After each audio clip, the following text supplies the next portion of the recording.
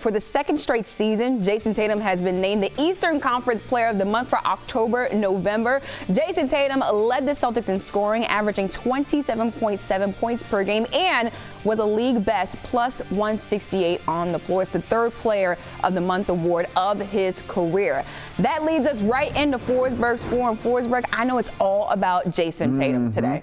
You know what's weird? When the announcement came out, I was actually a little surprised. Really? Because because Tatum just hasn't had that one super big game this year, right? Like that 50-point definitive, I'm Jayson Tatum, I'm in the MVP conversation.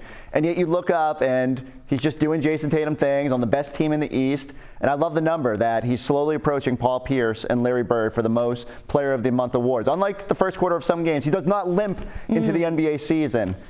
He gets going quickly. And so where I start with the number is plus 9.3.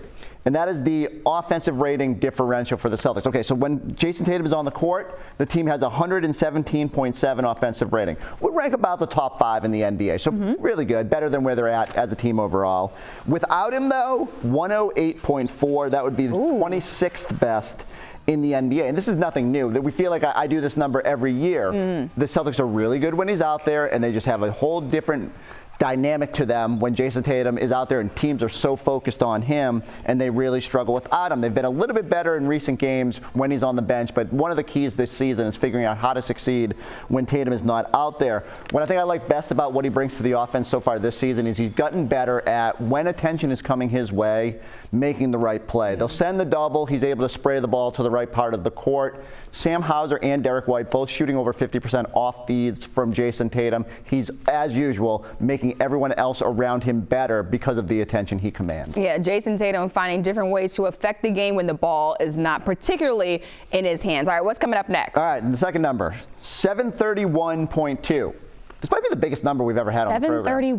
731.2. That is a very large number. It is Jayson Tatum's minute total through 20 games this season. Wow. And why I like this is he's number 1 in the NBA in total minutes. And you sit there and say, well, he doesn't lead the league in minutes per game, but he does lead the league in minutes because he's out there every night. And I think one thing that Tatum doesn't get enough credit for is in a league where everybody else has maintenance days or, just doesn't get out there or a minor injury that sets you back.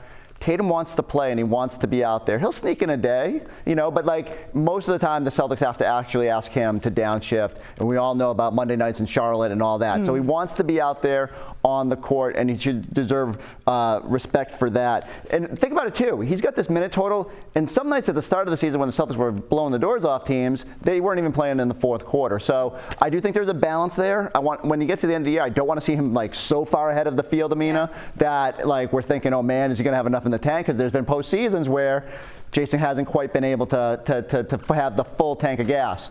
But I do think that the minutes per game has been paced nicely. Jayson Tatum also a man of the people when you talk about the Monday nights in Charlotte. He said, hey, we've got kids out there with my jersey on. I got to go and perform no matter who is on the other end. All right, what's coming up next? All right, number 3. The number is 1.29. And this is the points per play that Tatum averages on post-ups. Oh. I felt like it was appropriate considering the name of the program. Right. That we work in some post-up. Very apropos. But this has been a big deal, right? Like every time we're at practice over at the Auerbach Center, Tatum is out there working with Sam Cassell, 2 S's, 2 L's, and making sure he knows where to be, working on those moves, making sure he is accentuating that area. And I think this was going to happen no matter what. I think they've tried to stress to Tatum, you have the size, you have the footwork, you have the ball handling. Like you can take advantage of smaller defenders near the basket. But having Sam Cassell, someone who's thrived in that role, even though he was a guard, has helped him sort of tap into that a little bit more.